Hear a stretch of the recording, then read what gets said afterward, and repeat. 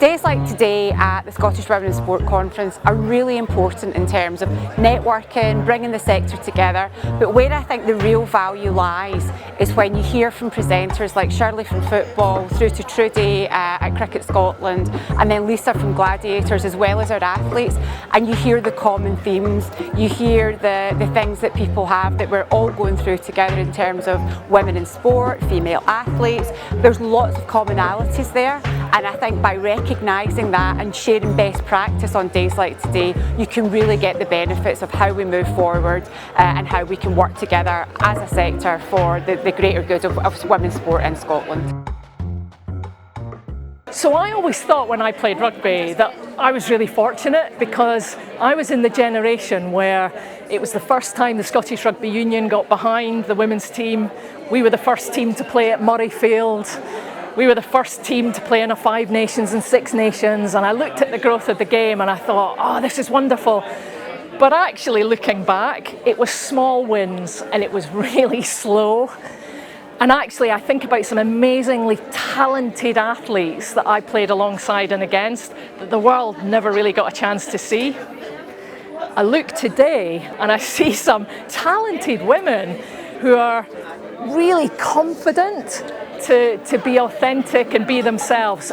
But the fact that we're seeing more women's sport on the telly doesn't mean it's job done. Chasing you up if you're not sitting in your seats and going there, there'll be trouble. We can wrap it up in many different disguises, but basically there is still an inequality, and if events like this can shine a light to bring more parity, equality, equity, whichever word you choose, but really more opportunities, open more doors, then I'm delighted that we have it. The conversations I've had with people today have been really interesting, and in particular in leadership roles.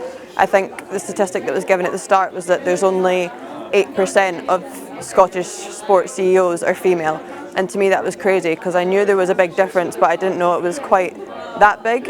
And since starting my position in Scottish cycling, it's something that I can see even more, not particularly in my workplace, but in sport, the sporting landscape in general, and something that I think we really need to change. The other takeaway from today is how we continue to work really hard to secure and drive more investment into our sport so that we can support the development of women and girls sport from participation right through to performance, and support those people that want to either get into sport at a young age or come back into sport maybe when they're a little bit older, but ensure that we can support those top athletes to perform in the world stage and represent our sport, represent our country. There's some major opportunities to think differently around how we broadcast, promote and publicise female sport.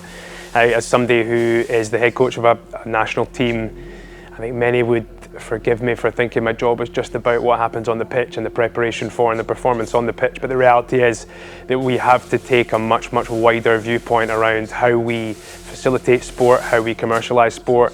It's probably not something which has always been on the head coach's job specification, but it is now, and that's okay, because at the end of the day, anything that puts the team in a better position on the pitch to be able to perform and also feel valued and feel cared for, I think is worth doing and is worth investing time into.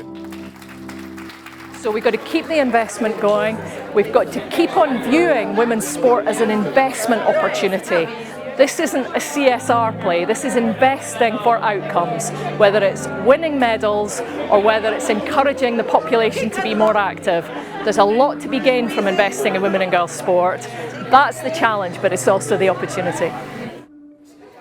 These events bring people together and allow us to share ideas. But be really honest with ourselves and where that we're maybe still struggling with things and that we're still meeting challenges constantly. The reality is nobody's got this right and nobody is going to get it right. It's about constantly learning and evolving how we all operate. It is an exciting time for women and girls sport.